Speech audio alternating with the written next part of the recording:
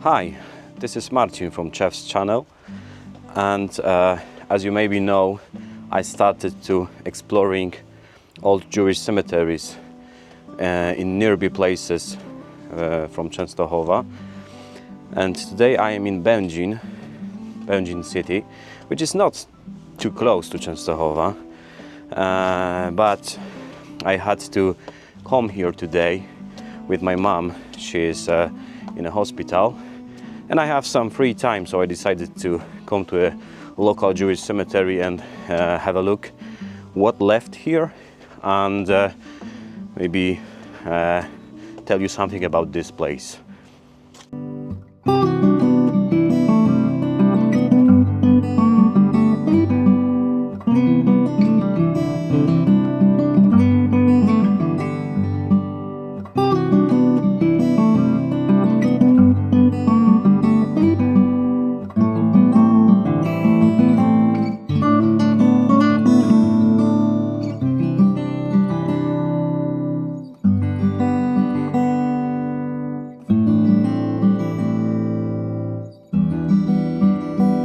As far as I know, the cemetery was established in 1831, and it's situated on a hill,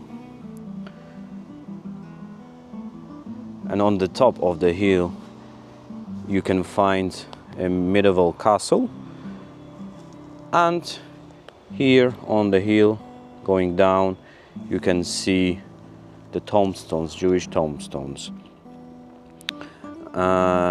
As I know, we can find here about 800 tombstones, but most of them are broken, and only about 250 are in one piece.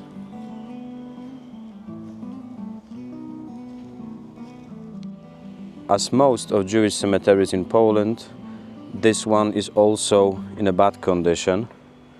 The paths are even dangerous, I would say. I need to go down on a hill very carefully.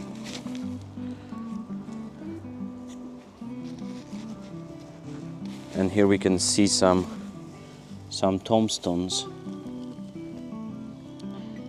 I think that the ground from the hill is going down and covering some of the tombstones, like the one you can see here.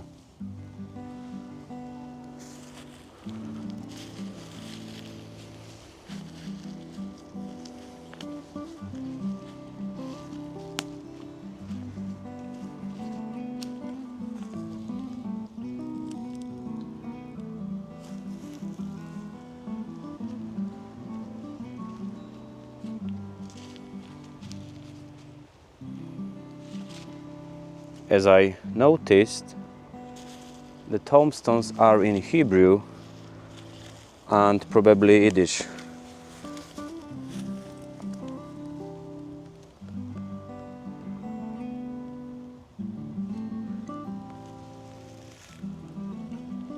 There's a lion.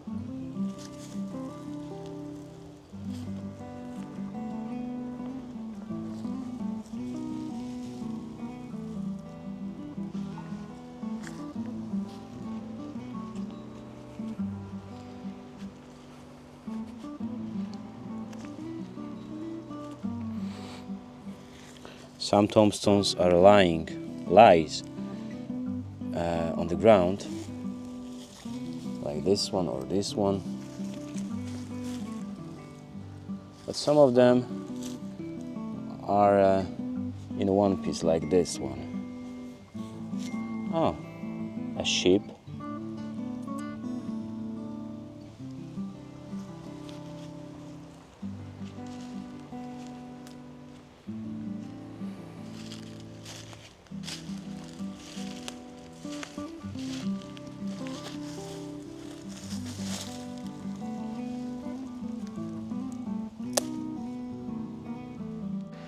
From information from internet, I know that during the war the cemetery was destroyed by Germans, and I also know that on this cemetery somewhere, I don't know where, we can find mass graves One of them is a mass grave of 100 people who were killed in the beginning of the war. It was September 9, and also a mass grave of 100 people who were burned in a local synagogue on September 10. Maybe we can find it. I will have a short walk here. We'll see. I don't know if you can see it, but I am walking on a big hill right now. I'm passing some matzevas which lie on the ground. I'm wondering how people buried their family members here. It wasn't easy for sure, I believe. And how the paths on the cemetery looked like years ago. Because for now, I'm just walking on the ground. And it's not easy.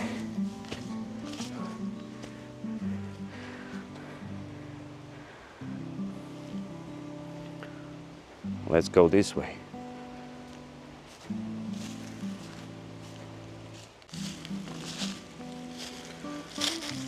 That looks like something bigger, a part of something bigger, which existed years ago. Kind of a building, or maybe one of the mass graves.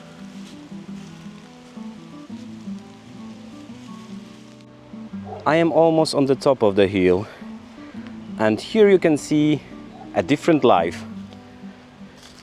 A normal path, some benches, light. So I still don't understand why a local municipality cannot take care of the Jewish cemetery of Będzin inhabitants which are buried here. Just a simple cutting the grass would be fine. Well, that always makes me wonder.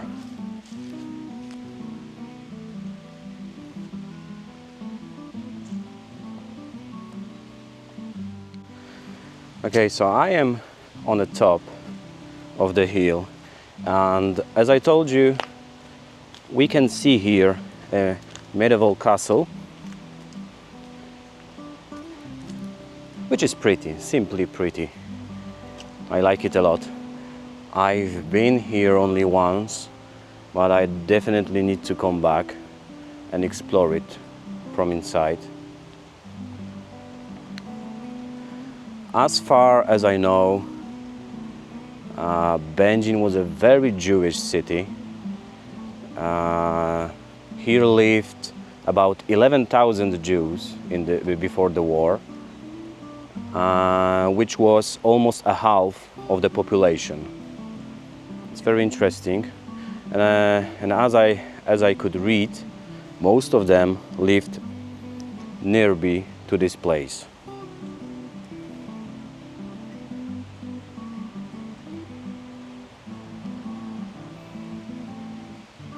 I had to stop my discovering the Jewish cemetery in Będzin because of the rain. It's raining a lot here.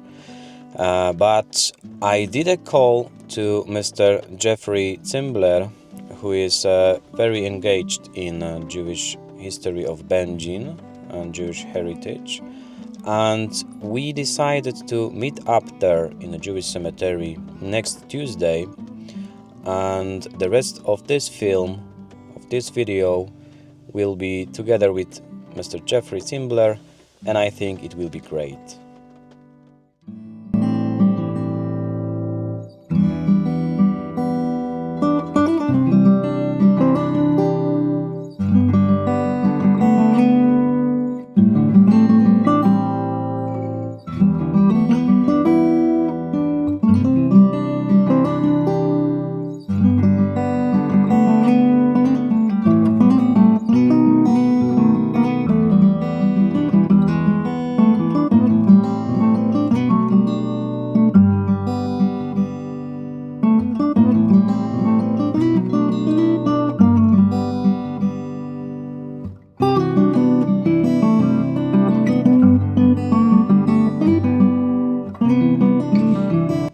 So this is me again, and I am in Będzin.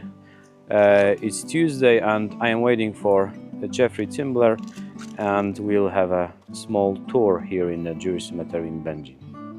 So hello, we are together. I am together with Jeffrey Cymbler. Cymbler. Sorry, nice to meet you. Nice to meet you, Marcin. Nice to meet you. And Jeffrey is going to show me the cemetery in Będzin, which seems to be a very interesting place. So if you want to turn the camera away from me, over there, I'm just going to point. Do you see over there stones from the distance? On the ground. On the ground? Yes, of yes, course. okay. So this, where we're standing now, is at the second Jewish cemetery of Będzin. The first Jewish cemetery, maybe we'll walk over there, was on Zavala Street. That cemetery went back to the 1500s. And in 1831, there was the October Polish uprising against the Tsar. And the Tsar sent his troops to Congress, Poland, which is where we are. And they brought with them cholera. And in the summer of 1831, there was a cholera epidemic in Będzin and this entire area of Poland. I found a synagogue registry book in Israel dating back to the 1700s. And in 1831, there is one page that is very unique.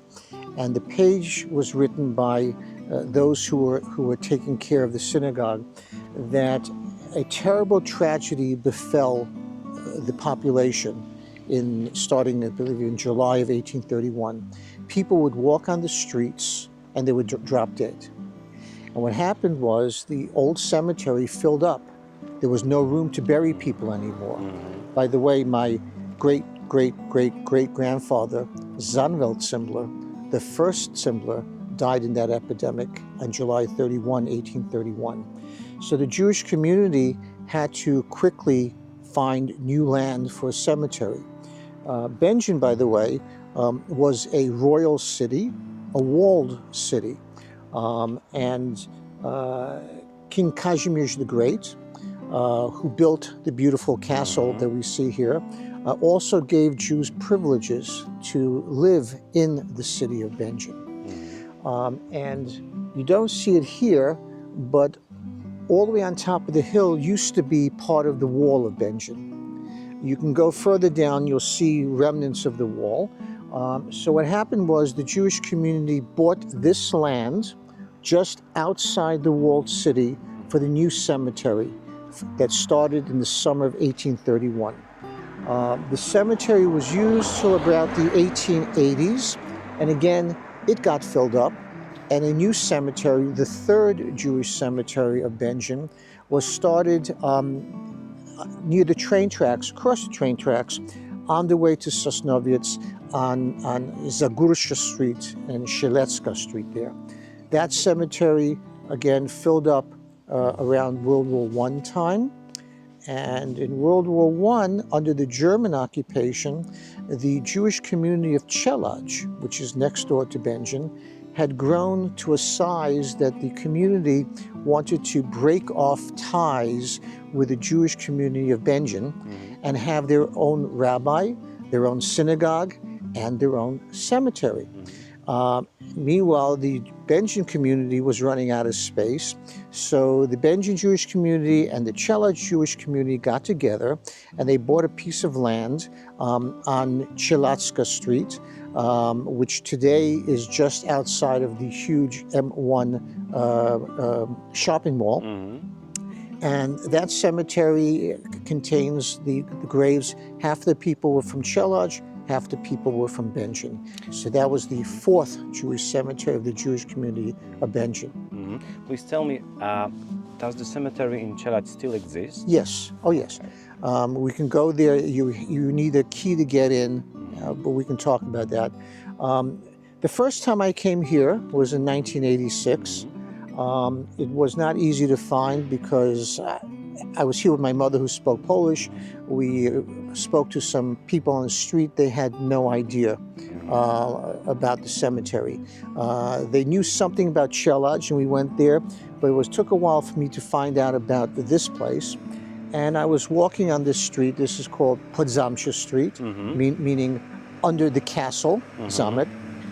By the way, this entire street were Jewish homes before the war. And I came here and I'm looking at them. They said down on the street, and I'm looking and I'm looking, and I see some stones over there. And I can tell you this area had garbage, had chickens running around. The people across the street, not the current people, they're actually quite nice. The people across the street had their chickens here. They were drying their laundry, okay? And I climbed at the time this little wall. This wall, I'm sure, was built after the war. I don't think it existed really here before the war. The slope just went down. And I started going through the bushes, and I saw these stones, which we'll see. And I can read Hebrew. And I started to try to read. You know, my family goes back here to the 1700s. And I realized that at the time, in the early 1800s, the custom was Jewish people did not put surnames, last names, on the tombstones. Surnames, as we know them today, Cymbler, for example, was a relatively new thing among Jewish people. It was thanks to Napoleon's influence on Congress Poland that Jews were required to take last names. Before then, your last name was your father's name. So, for example, the first Cymbler, his name was Zanvel, or Samuel in Hebrew or Polish, and his father's name was Levek. So his name was Zanvel Levkovich, the son of Levek. It's similar to, in Sweden, you know, Sven Johansson, Sven the son of Johan, okay?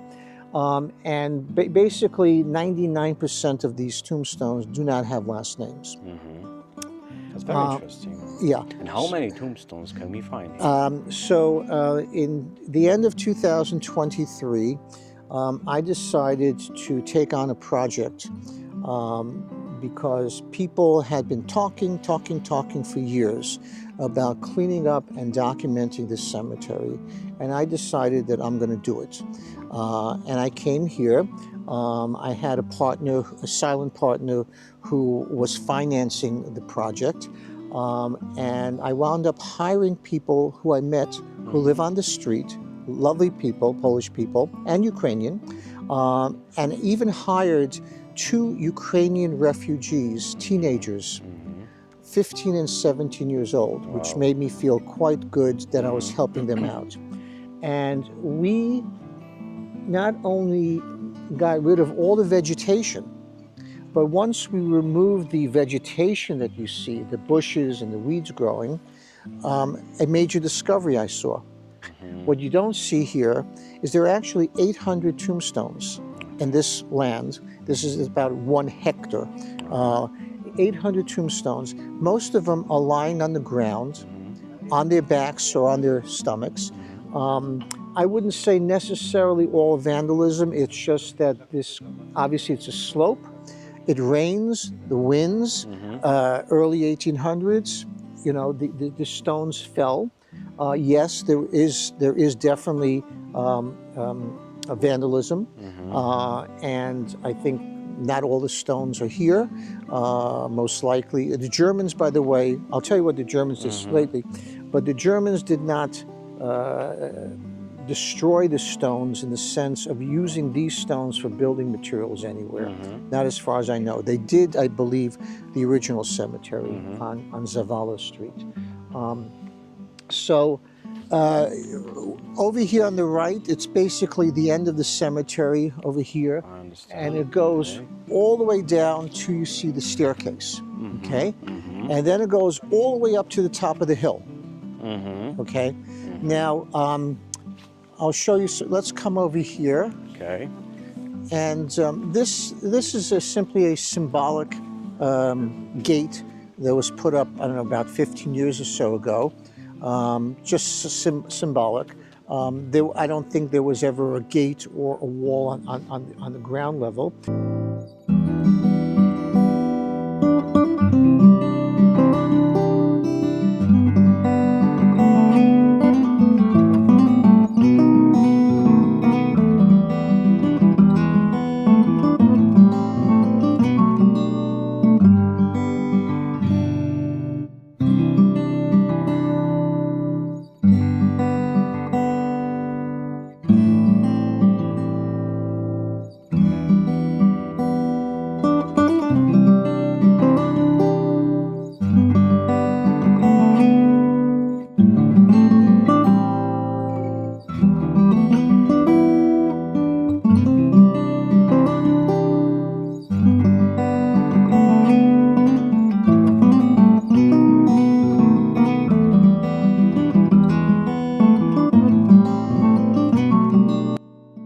And I am very pleased that a couple of things. Number one, at my initiative, I got the Polish, the Województwo of Silesia to put up this zabytek sign, which appears everywhere in Poland, to notify people that this is a historic monument, and therefore, if you vandalize it or anything, you're subject to criminal liability. Also, you'll see at the end of November 2022, first of all, we've repainted the gate, and we painted this blue Star of David, and then I had this sign put up which says this cemetery was cleaned, photographed, and documented by the Będzin Jewish Area Research Society, November 1, 2022. And this is the name of your Facebook This is the name of my Facebook. It's simply the name of my Facebook, which has about 3,500 members worldwide, Jewish and non-Jewish people. Like me. Most of the non-Jews are Polish, but we have some German members also of the Facebook page. Interesting here, again, I tried to get the Polish national government to declare this a national historic site. And this is the typical sign that is put on Jewish cemeteries today in Poland to recognize that it is a national historic site. Unfortunately, this cemetery is owned by the Powiat of Będzin. Some cemeteries in Poland are owned by the cities, some by the Jewish communities, some by the Powiats, and some are owned by museums. Well, unfortunately, my first attempt to get this sign put up was denied by the Powiat. Why is that? I'd rather not get into it. It has to do with people's egos. So it was denied. And then last year it was renewed again. My friend Bartek Bernachuk and I submitted paperwork, and some political things changed in the council of Będzin, and this sign here was actually made and sent to the Powiat, to the Rada Miejska. Rada, what's that? Miejska. Miejska For Będzina. acceptation. Well, they have it in their office. And I was here a few weeks ago. We were supposed to have a ceremony to actually affix it on the wall, and they refused to do it.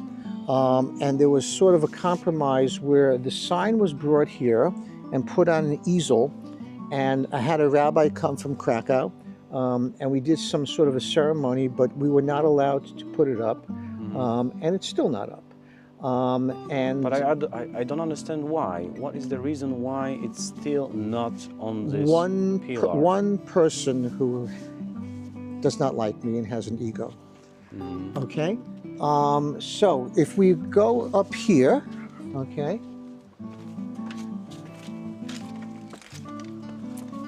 as I say, when I finished this cemetery, all the vegetation was gone and it was just ground, dirt. What we did was, after we cut everything down, I realized that the ground had about a foot, that much decaying leaves from before the war, And we realized if we just brush the decaying leaves, there are tombstones under there.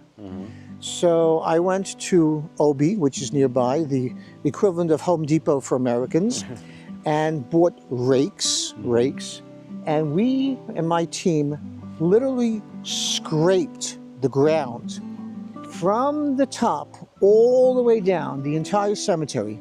And of course we found more stones. But unfortunately, the powiat, the city, the museum, whoever, doesn't care, and this has grown back into a jungle. So I'd like to take you, watch your step. Okay. I brought this stick because I don't want to fall. Okay, fine. I'm okay with that. I had a dislocated shoulder a few years ago, and if I fall again and dislocate it again, it will be terrible. So, so if we come here, oops, what's this stuff? Okay, here you have an interesting, it's a cluster. There are about 50 or 60 tombstones that are not in their original place. They're just thrown around here. Okay. Did they fall down from the hill? No. So let me tell you what happened in part in this cemetery. During World War II, the Germans built a tunnel into this hill, Góra Zamkowa. And now you can go on Kollontaia Street. There's an entrance. It's part of the Museum of Będzin. There's a tunnel. It's not just one tunnel. It's like. What did they use it for? They were trying to fortify themselves during the war. I think the tunnel was built in 1943. Okay, so when they were building the tunnel, dirt was coming out. So what did they do with the dirt? They threw it on the cemetery. And you'll see when we come over there. I believe, and we dug down, that there are probably around 200 or more tombstones that are standing straight up, covered by dirt. Okay, so some of the stones then were thrown around. It's not clear exactly why these are in this position, which is interesting. But what I want to show you is one stone in particular. If we walk this way, and I want to give you the precise. Photos. Okay, so if we come here, one of the stones that I found, by the way, I have photographed and documented each and every one of the stones, including determining the last names based upon the Acta Metricalni, the death records of Będzin, which are accessible to me. What you see here, the green, when we found the stones on the ground, this algae is growing on them. And most of them were totally covered with it. And one of the tasks we did was to remove them with gloves and soft brushes so that we could photograph them. But so much work you had. Oh, it was 2 months worth of work. But unfortunately, the algae will grow back. Okay. Oops.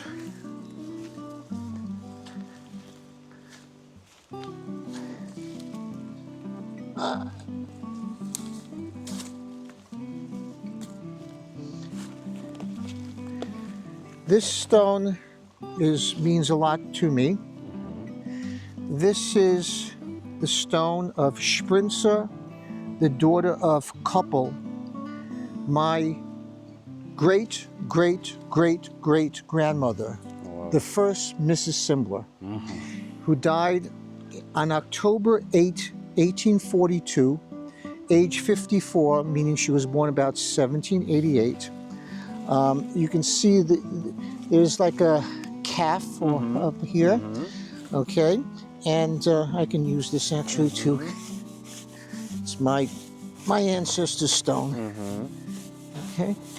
And how did you find it here? When? When I was working on cleaning the cemetery and photographing, and then... So it wasn't when you were here for the first time, it was... Oh, well, the first time I came here, I was here for 5 minutes. Okay. It was... Unlock your iPhone first. It was so difficult to walk around, and I had no idea, you know, that I'm looking for anything, but my time was also limited, and I didn't understand at the time. One of the problems with these stones also is the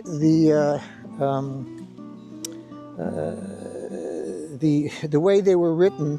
There was no space between the words, which is not as typical Jewish thing to do, but I guess for space-wise on the stone, there's no space between the words. So you have to stare at it for a while to make out which is a word, which is a name, okay? But what did you feel when you find this tombstone? a very excited and a very strong connection to Będzin and the cemetery. Okay.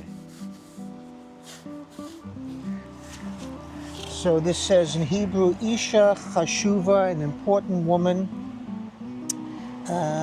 Marat, the Mrs., I'll say, Shin Pei Reish Nun Sadik Hey, Aleph, Sprinza Bas, the daughter of Yaakov couple. Couple, typically in Yiddish, for Jacob, Yaakov is added the name couple. So her father was Yaakov couple, Zichronah Levar, may she rest in peace. And then it has here the year in Hebrew. Okay, and based upon all of the death records from Będzin from 1849, she's the only Sprinza, the daughter of couple or Yaakov who died, and I knew she was Cymbler. So this is amazing that you could find such an old tombstone here in the cemetery. there are tombstones here that I found dating back to 1831. Unfortunately, I did not find her husband's tombstone, but I did find hers and another great-great-great-great-grandmother, which we'll show you there, and another direct female ancestor up on the hill. Of course, many other brothers or sisters or cousins or so, but this is my direct ancestor, and it was just lying on the ground, and I decided to put it against the tree stump here. Okay? Wonderful. And is there any other tombstone of your family here? Yes, we can walk slowly. Okay.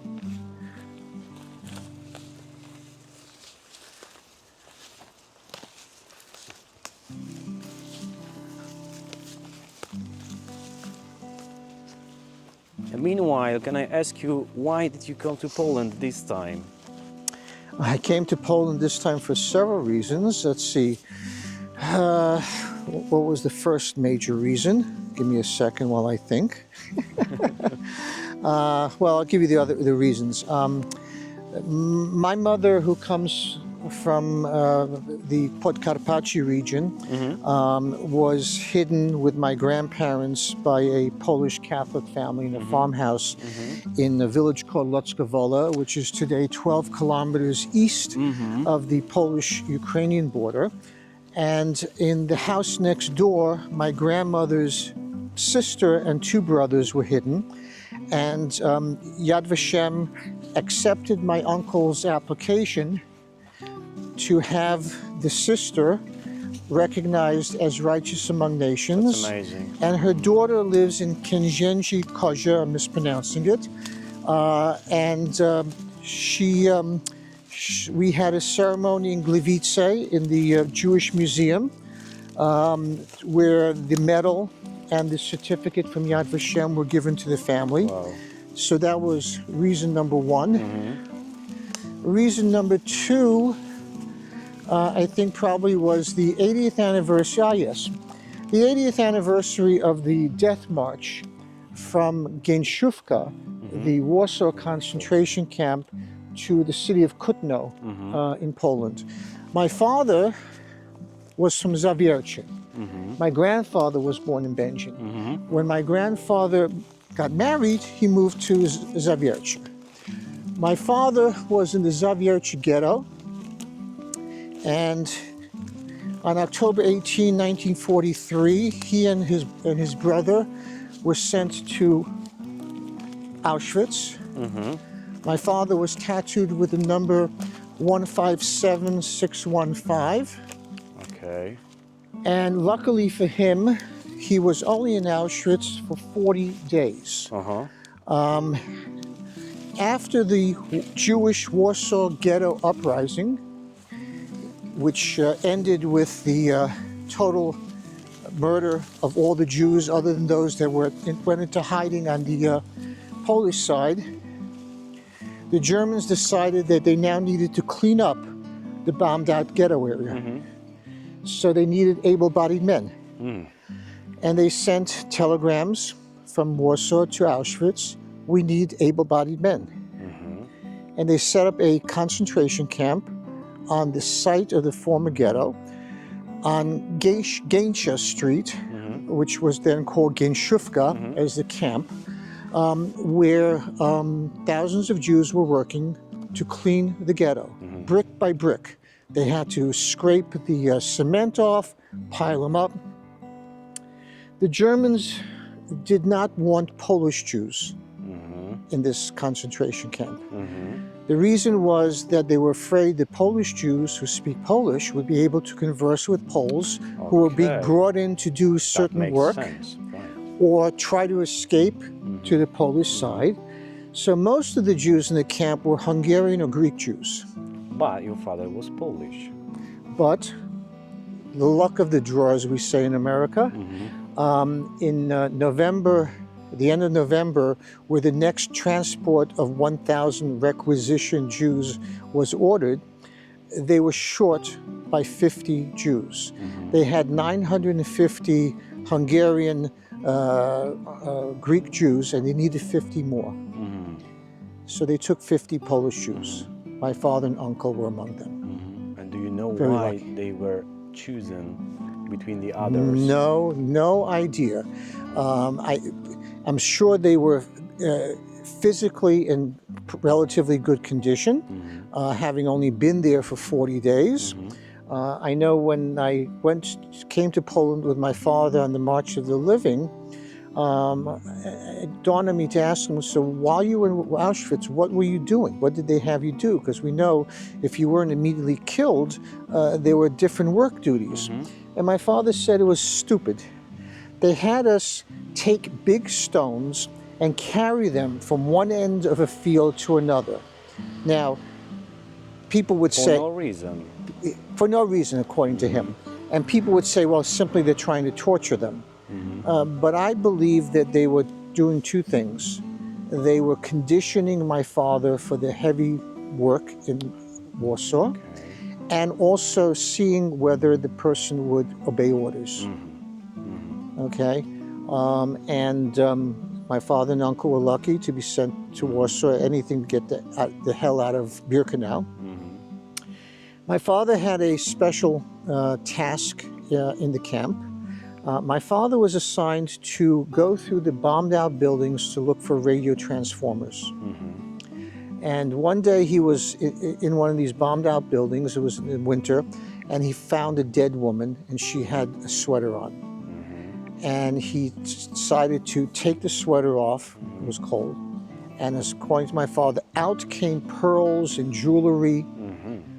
My father got scared. He heard somebody walking in the background, and he just grabbed a little satchel and put it in his pocket. He went back to the camp, and at night he showed it to his brother. My uncle was a jeweler before the war. My uncle looked; they were diamonds. And they decided they had been there a while. They figured out which German guard soldier they could deal with, so to speak. And they wound up trading diamonds for extra food. And then there came a point, I understand, that my uncle got typhus and was sent to, there wasn't a hospital, it was just an area where they kept the prisoners who had typhus, most of them dying.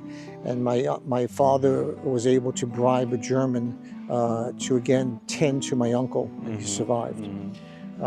Then at the very end of July 1944, the Soviets got close to Warsaw, in fact, wound up on the eastern side of the Vistula River. And the Germans, decided that it's time to evacuate the camp. And they decided that we're not going by ourselves, we're taking our prisoners with us, the Jews. And they gave the Jews in the camp a choice. They said, we're going to be going back to Germany, and you can either march or we'll send trucks for you. Okay. Most of the Jews who said, I'll wait for the truck, were shot to death. Oh. Shot to death. Except for about 300, which we can talk about. So it was a trick. It was a trick. You know, you felt, if you felt I needed the truck, then I don't think I'm healthy enough to do the march. So my father and uncle were on this march. I believe about 6,000 Jews were marched out. They started on July 28, 1944, in the dead heat of the summer. It was hot. The Germans did not give them anything to drink. They were marching west. My father told me that they reached a river, and some of the Jews were so dying for thirst, they started to jump in the river to drink water, and the river turned red from blood. The Germans shot them all. The people who went to the Jews who went into the river just to drink the water. The death march was, they marched for about 120 kilometers from what was the Warsaw Ghetto to the city of Kutno. It took them 5 days. And in Kutno, they were put on trains to Dachau.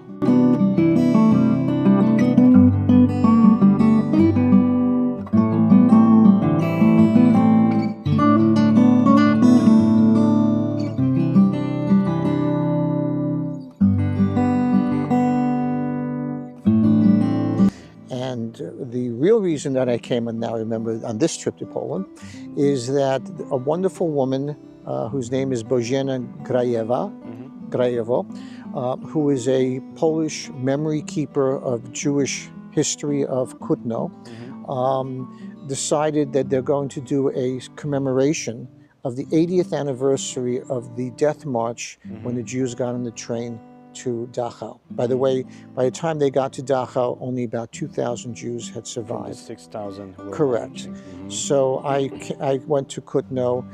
They had a beautiful commemoration, and I spoke there. I was planning to go to Gęsiówka on August 5th, Monday, which would have been the 80th anniversary of when the Polish scout group, the Zośka command, liberated Gęsiówka.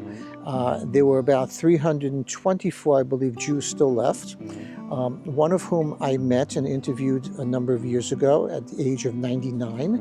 And he told me how he remembered the Polish troops coming in. Quite a number of the Jews who were then liberated joined the Polish uprising movement. And unfortunately, I'm sure quite a number fell in battle.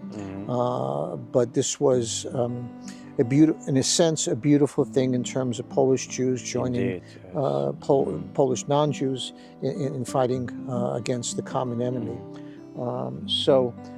If I got this right, I think we're in the right place. Let's see. Yes. This is the grave of Esther Miriam, or Esther Maria Bachmann, was her married name. Her maiden name was Malinovica. Outside of Będzin, at least back in the 1800s, there was a village called Malinov, and that's where the name Malinovica came from. She died on May 7, 1845, meaning she was born about 1787. And again, there's no last name. And there's a lot of, you see there's a lot of wording here. It's simply an epitaph. It was very common for family to tell the monument maker, you know, we'd like to have this sort of a poem or epitaph about her. It's interesting, you see down here this fish symbol, which is sort of unique for the Będzin Cemetery. I don't know, I know you're from Częstochowa, if you've seen this before there. No. Okay. And let's see what I can make out. And two lions. Two lions are just very sort of ornamental. By the way, you can find, I'm not going to be able to find them here today, but some of the stones have the Polish eagle on them. Meaning that those Jews who fought in the October 1831 uprising. There are some stones with the Polish eagle. Can we see them? At this point, I have no idea where to find them, and it's so overgrown. One of the other things we found, as we're just, for example, here, if you see this stone, okay, I think this is just a stone, with no writing, okay? Okay, so we found stones. If it was like this, we flipped it over to see if there's any writing. And some of the stones, when we flipped over, it was a big surprise because they have been covered by the ground for so many years. They had paint.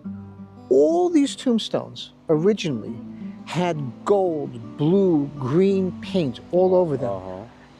I mean, I'd love to reenact this. I'm not good on the computer to paint them all. It would have been such a beautiful sight to see, with all the colors. And way up there, the young guy who lives across the street found this stone, and it was in excellent condition, and the paint was on him. There is one other grave of an ancestor of mine that I'm not sure we're going to get to because it's quite steep, but we can just walk through the cemetery and see.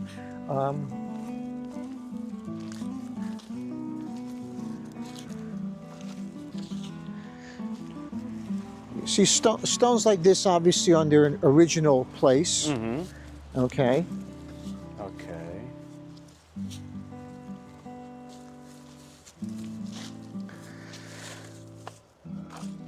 And is there any picture of this place from before the war time? Unfortunately not. Unfortunately not. I do have one photograph that I bought on auction of the first cemetery of Będzin that shows and I've posted on Facebook, shows some pictures. This looks like the bird you were mentioning. It looks, for me, it looks like a goose. A goose, okay, could be. For me. Okay. Because it doesn't has a long, how you say that in English? Beak. Yes, okay. Okay. So this is a woman's grave. Here you can see broken graves. Here you can see understand that because of all the trees and the leaves that fall every year, right? The ground we're standing on is not sort of the original ground because of the decaying leaves. So we found this one sticking out. And this is a rarity. 2 children who died within days of each other. 2 children who died. So we sort of dug to the point of this point to read it. Correct. Correct. Oh, interesting. And how old were they? When they died? They don't necessarily say. Let's see.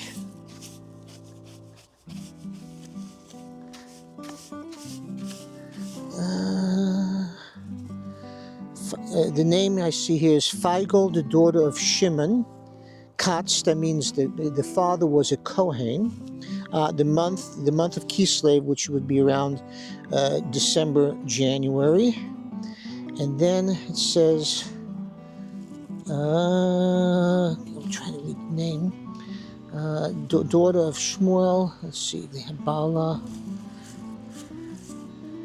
They don't always have the age of death, but from the Acta Metrikalni, the Zgonov, the death records of Będzin, I'm able to determine the actual date, years, full names, etc.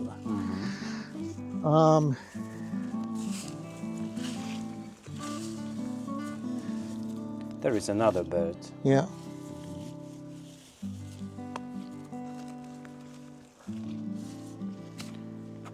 Now, unfortunately, some people, Israelis, decide to come here and think it would be a nice thing to paint over the letters. This is what I wanted to ask. This is not a good thing. These are mostly sandstone, and it is not good for the stone, or for preservation purposes, to paint the stone, the letters. Here you have a stone. It was, oh yeah, you could read. When I left it, you could read it all.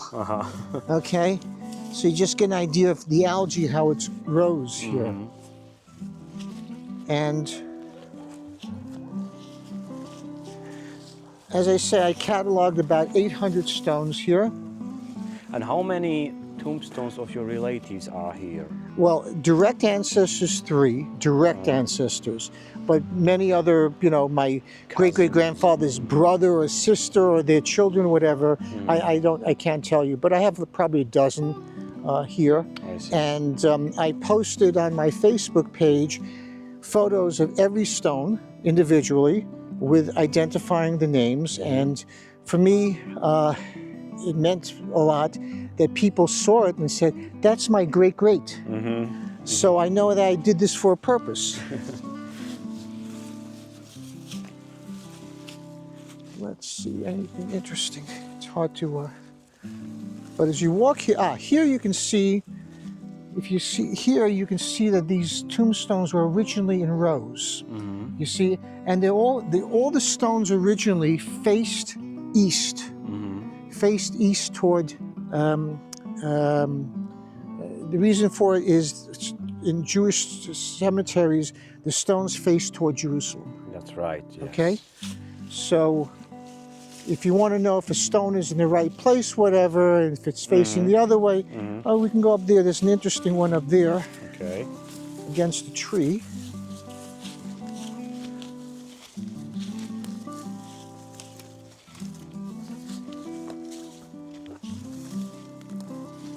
Oops. Oh yes, we need to be careful here.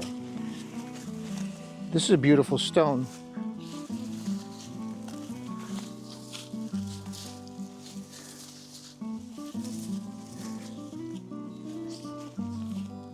Look how tall this one is. Now, I'll show you. You can see, look how tall this is, okay? The writing goes to about here, okay? These stones, as you'll see, have writing, and then it's blank. The blank part was underground. Okay. That's the way it got stuck, okay? But this is very soft ground, so wind, rain, etc. No idea how this stone got here in front of this tree. I don't think it's in its original place, but just gives you an idea of the size. Yes, it's a really big one.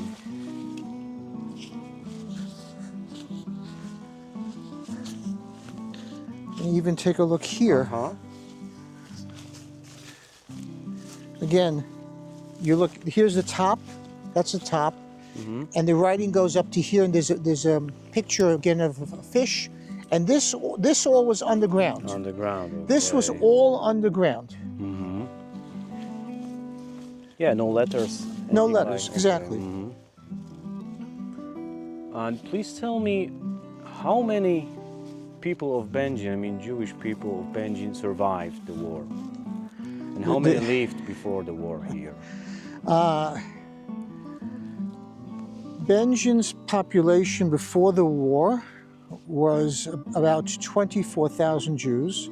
The Germans requisitioned a census that the Judenrat did for them at the October-November 1939. That census survives. I have a copy of it, which I found in the archives in Katowice. And there are about 24,000 names in it. During the war, Jews from Oświęcim and Szczecin were also brought to Będzin and were wound up in the ghetto. It's so far away from Będzin, Szczecin, I mean. No, Ciesyn, I'm mispronouncing it, on the Czech border. Okay. I'm sorry, I'm mispronouncing it. I'm not going to tell you the name. Okay, never mind. Okay. The Jews of Będzin, of Zagłębie, were partially, in a sense, lucky. Lucky because Zagłębie was annexed into the Third Reich at the very end of 1939, as opposed to being part of the Generalgouvernement under Hans Frank. So, unfortunately, when Jews of Warsaw were being sent to Treblinka and immediately gassed in 1942, Jews of Będzin were not even in the ghetto yet. Jews who lived in the center and the better part of the better houses had to move to other housing, but there was no ghetto. It was still in the center. The ghetto was not established till the very, very end of 1942. And because of the location, geographically, so close to original Germany, I'll say, the Germans realized that we need slave laborers in Silesia, okay, in Silesia and the Sudetenland. And this was a right place for them to find teenage, 20-some-odd-year-old slave laborers who were sent to various camps and even to build camps. When the war started, my grandfather in Zawiercie, who was 40-odd years old, was sent to Aronde. Aronde was one of these camps that was set up in Silesia, where the Germans were extending the Autobahn into the newly captured territories of Poland. And the story is that my grandfather's family, his wife, his in-laws, they were able to come up with enough money somehow to approach the Judenrat to bring him back to Zawiercie. Other Jews, thousands of women, teenagers in their 20s, were sent to camps in Sudetenland where they were working in spinneries.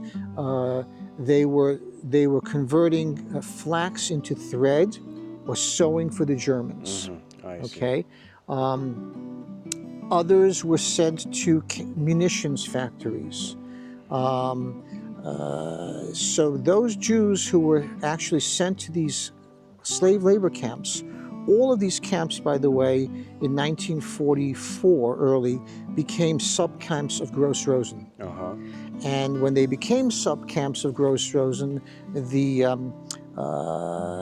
was worse for the people in those camps. But the majority of those Jews who wound up in those camps survived because they were not being starved to death like the Warsaw Ghetto. By the way, again, the starvation, the films we see, what happened in the Warsaw Ghetto did not happen here. Did not happen here. Is it because Germans needed a healthy people? Here also, the Germans converted factories or even houses for the German war effort. Sewing uniforms, making boots.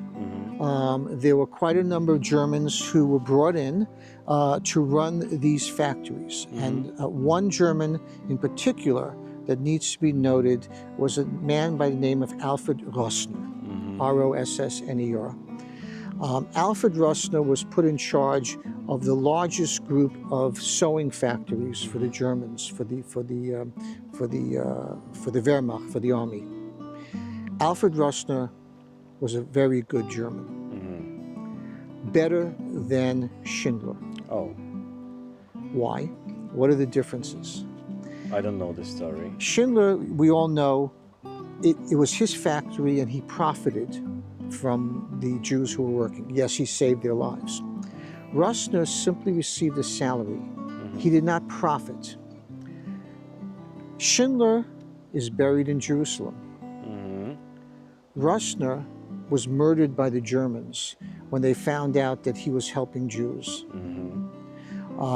And of course, Schindler got a movie from Hollywood and Russner not yet. After the war, there were quite a number of Będzin Jews who submitted applications to Yad Vashem to have Alfred Russner recognized as righteous among nations. And he is one of those Germans recognized. Wow.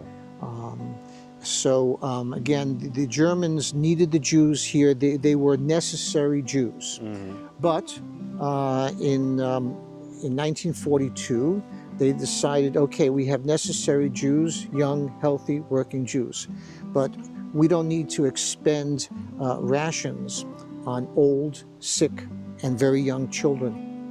So in August 12th, 1942, both in Będzin and in Sosnowiec, the Judenrats were told to give notices. All the Jews are to come out to the soccer fields on August 12th, and you're going to be getting new work cards. By the way, if you worked for one of these factories, you got a card that said you're a necessary Jew working for one of those factories, and each person was able to then get rations for another 2 people in the family. They got to the soccer field, and it was a ruse. It was a trick. Next thing that happened, the entire soccer field was surrounded by Gestapo. And for 3 days, the Jews were in this soccer field as the Germans did selections. They divided the soccer field into 4 quadrants. And people started realizing where they're sending other people. One quadrant was old people, sick people. Another quadrant were young people, and people realized that there's something happening here, and they tried to get into what they thought was a better quadrant. And thousands of Jews wound up being deported to Auschwitz, the sick, the old, the young children, to Auschwitz in August 1942, and they were immediately gassed. And by the way, in August 1942, the crematoria that we know of today in Birkenau were not really up and running yet. There was just crematory 1. They had what were referred to as the Little Red House and the Little White House. And this is where the Jews of Zagłębie were gassed in 1942. And then in 1943, the summer of 43, notwithstanding the Jews here were working for the Germans, there was a sort of fight internally among the Germans. All these work camps, by the way, in the Zagłębie area and in Silesia and in the Sudetenland were under a guy named Albrecht Schmelt. Schmelt ran the camps. And Schmelt tried to convince the Germans, we need these Jews for work. But the decision from Himmler was no, vernichtig, we're going to kill the Jews. So on the evening of July 31, August 1, 1943, on a Sunday, which was a rarity because Germans really didn't do anything on Sunday, they surrounded the ghettos of Będzin and Sosnowiec, raus Juden, and Jews were forcibly taken out of the ghettos. Many were shot to death. There's a mass grave in the other cemetery in Chelaj, and they were sent to Auschwitz. Over the course of a number of days, there was a uprising among young Jews in Będzin and Sosnowiec. There was a ghetto uprising, nothing compared to what happened in Warsaw. Unfortunately, they were all killed. And when they arrived in Auschwitz, the Germans did selections. Those who they felt were still young and able to work went to one side, and the others were gassed. And that some Jews remained. The Germans kept some Jews here till January of 1944 to clean up the ghetto. And they were still working for a couple of the factories, but then they were sent to Blechhammer, which was Auschwitz III in the Sudetenland, became part of the Auschwitz concentration camp system. And there are some Jews, I should, or if you want to know the history, we should backtrack. It's very important to tell you. When the Germans came into Zagłębie, one of the first things they did was burn down the synagogues. And on September 9, 1939, the Germans packed 100 Jews into the Great Synagogue of Będzin, which was on the other side of this hill, and they set it ablaze. And those Jews who tried to escape from the front were shot to death. But there were a number of Jews who escaped from the back, and they ran up the hill. They ran up the hill to the church. And Father Zawadzek, who was the priest, opened the church grounds and saved those Jews' lives. And one Germans didn't come? One of those Jews is still living in Israel, and he's 102 years old. There was also a Polish doctor who then tended to their wounds. That Polish doctor was sent to quite a number of concentration camps. He survived, and he became the chief of the hospital here after the war. Father Zawadzek and the doctor received the titles of Righteous Among Nations by Yad Vashem.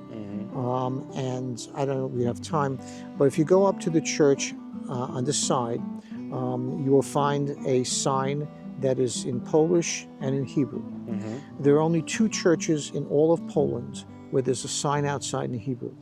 This church and the one in Warsaw, which was part of the church was the wall of the Warsaw Ghetto, and Jews were able to escape and were saved through that church. And the sign there talks about how the priests saved the Jews. Thank you very much for telling me such a horrible history of Jews from Będzin. But please tell me how many survived the war. There's no way of knowing how many survived. There's an estimate there were about 3.3 million Polish Jews before the war. About 350,000 Polish Jews survived. The majority of them survived in the Soviet Union. The others who survived were liberated in concentration camps. So about roughly 10% survived in all of Poland. But because of what I mentioned, the better living conditions here, the later the Jews were sent to Auschwitz, and so many Jews sent to these work camps, I'm willing to wager that maybe 15% survived because of that. Wow. Okay. Thank you very much You're for welcome. this. Thank you very much. You're welcome.